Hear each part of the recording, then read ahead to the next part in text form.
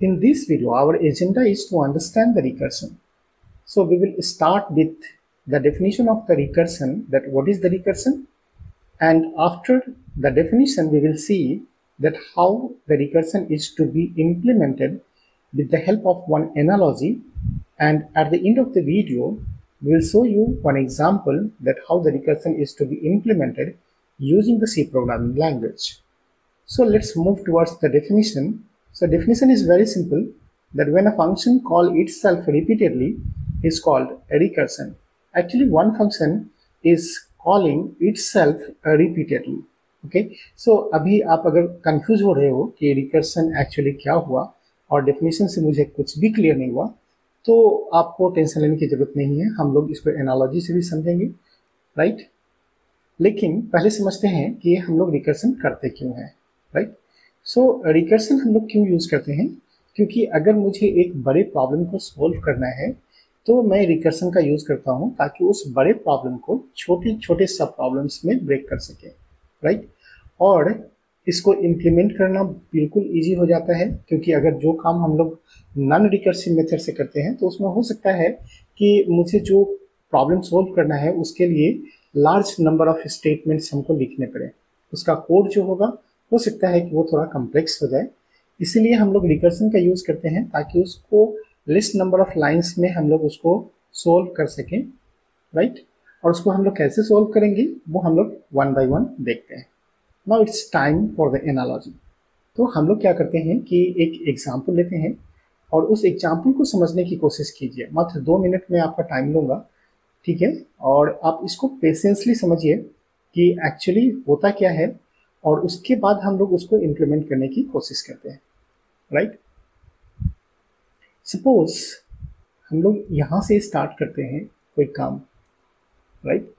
So we have taken the one block here and this is treated as a source, right, कि मुझे यहाँ से कहीं जाना है, राइट।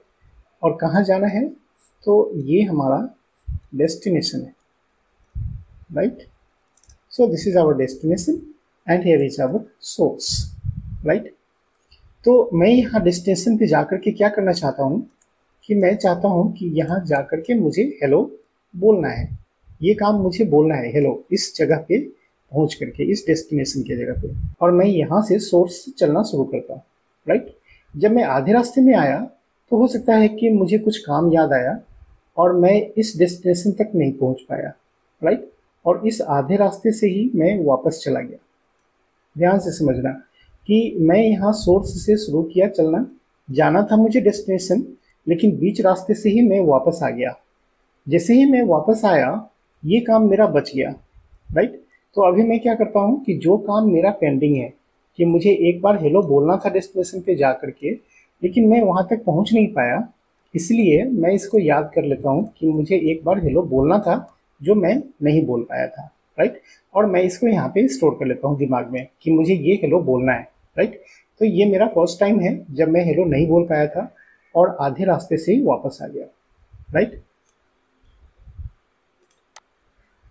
अब मैं क्या करता हूँ कि मैं फिर से यहाँ से कुछ काम करने के बाद फिर मैं यहाँ से वापस चलना शुरू किया, और जब मैं आधे रास्ते पे आया फिर से मैं यहाँ से वापस लौट गया और मैं डेस्टिनेशन तक पहुँच नहीं पाया। तो जब मैं फिर से वापस आ गया तो मेरा एक काम और ये पेंडिंग रह गया कि मैं फिर से हेलो नहीं बोल पाया, राइट। जब नहीं बोल पाया तो मैं फिर से इसको मेमोरी में याद कर लिया कि ओके सेकेंड टाइम भी मेरा हेलो अभी काम बचा हुआ है जो मैं नहीं बोल पाया था, राइट। और फिर से जब वापस आ गया अपने सोर्स के ऊपर, तो सोर्स पे फिर से कुछ काम करने के बाद मुझे फिर से काम आया कि नहीं मुझे तो डेस्टिनेशन जाना है, तो मैं फिर से यहाँ से चलना शुरू किया और फिर यहाँ से वापस आ गया, राइट।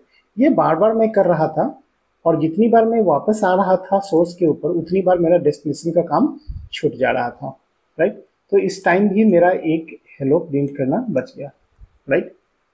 अब इस तरह से मैं यहाँ पे डिसाइड किया कि अब मुझे ये डेस्टिनेशन तक पहुँचना नहीं है, राइट। मैं यहीं पे काम बंद करना चाहता हूँ। तो काम आप ऐसे ही बंद नहीं कर सकते, राइट। जब मैंने डिसाइड कर लिया कि मुझे अब वापस नहीं जाना है, तो जितना काम आपका पेंडिंग था वो सारे काम आप फिनिश करके और तब वापस यहाँ घर पे आप चुपचाप बैठोगे, राइट। जब तक ये काम फिनिश नहीं करोगे तब तक आप घर पे वापस बैठ नहीं सकते, राइट। तो जब मैं यहाँ पे डिसाइड कर लिया कि मुझे वापस नहीं जाना है डेस्टिनेशन के ऊपर, तो मैं एक एक करके ये जो पेंडिंग वाला काम था वो मैं बोल दूंगा। तो पहले मैं किसको बोलता हूँ, ये हेलो वाला टॉप वाला काम बचा हुआ था, तो मैंने बोल दिया ओके, मुझे हेलो बोलना था, मैंने बोल दिया, राइट। उसके बाद मेरा सेकेंड वाला काम बचा हुआ था ये वाला, तो मैं इसको भी बोल दिया कि ओके मुझे हेलो बोलना था। और सबसे पहली बार जो मैंने स्टार्ट किया था कि ये काम मुझे बोलना था, तो ये काम मैं यहाँ पे बोल दिया। अगर आप केयरफुली सुने होंगे तो आप समझिए कि यहाँ पे कि सबसे पहला काम मेरा क्या था, ये वाला काम, दूसरा ये था, और तीसरा ये था, राइट। तो जो तीसरा वाला काम था ना वो मुझे सबसे पहले बोलना पड़ा, राइट। उसके बाद दूसरा और उसके बाद पहला, राइट। तो मुझे जो स्क्रीन पर शो होगा वो इस तरह से आउटपुट आएगा। तो सबसे लास्ट में मेरा था ये हमारा येलो वाला काम, ओके, और ये था मेरा पहले वाला काम, this was our first work. तो लेकिन यहाँ पे काम क्या हुआ कि जो सबसे लास्ट में आया वो सबसे पहले काम हुआ, और जो सबसे पहले गया था वो सबसे लास्ट में काम हुआ, and that is known as the last in and first out, right. और जहाँ पे मैंने ये डेटा को स्टोर किया था मेमोरी में, उसको हम बोलते हैं क्या, स्टैक, राइट। अब आपको याद आ रहा होगा कि स्टैक क्या है, अगर आपने नाम सुना होगा स्टैक का तो वेल एंड गुड, लेकिन इस वीडियो का मेरा कंसर्न नहीं है कि स्टैक क्या होता है। बस आप इतना समझ लो कि स्टैक एक मेमोरी प्लेस है जहाँ पे हम लोग डेटा को स्टोर करते हैं, और जो डेटा स्टोर होता है उसमें इसी ऑर्डर को फॉलो करते हैं हम लोग, जो लास्ट इन फर्स्ट आउट का ऑर्डर होता है, राइट। अब मैं डेटा स्ट्रक्चर एंड एल्गोरिथम का वीडियो बनाऊंगा, उसमें आपको मैं डिटेल से बताऊंगा कि स्टैक क्या होता है, राइट। लेकिन इस वीडियो में अभी हम लोग आगे मूव करते हैं, राइट। और अगर मुझे इस काम को इम्प्लीमेंट करना है तो हम लोग कैसे इम्प्लीमेंट करेंगे सी प्रोग्रामिंग में, तो चलिए देखते हैं एडिटर पे हम लोग इसको कैसे काम करते हैं, राइट। तो आ गए हम लोग अपने एडिटर के ऊपर, और यहाँ पे हम लोग चेक करते हैं सबसे पहले कि इस प्रोग्राम को हम लोग कैसे रन करेंगे। यहाँ पे हमको 3 टाइम्स हेलो प्रिंट करना है, और ये जो लास्ट इन फर्स्ट आउट का कंसेप्ट है उसको हम लोग इम्प्लीमेंट करेंगे नेक्स्ट क्वेश्चन में, तब आपको ज़्यादा क्लियर होगा। अभी ये देखना है कि मेरा ये वैल्यू बिना लूप का 3 टाइम्स हेलो कैसे प्रिंट करता है, राइट। तो ये मेरा एक डिस्प्ले यूजर डिफाइंड फंक्शन है, और ये हमारा एक मेन फंक्शन है, राइट। तो यहाँ पे मैं क्या करता हूँ कि एक कंडीशन केवल चेक करता हूँ जहाँ से मुझे ब्रेक करना है, राइट।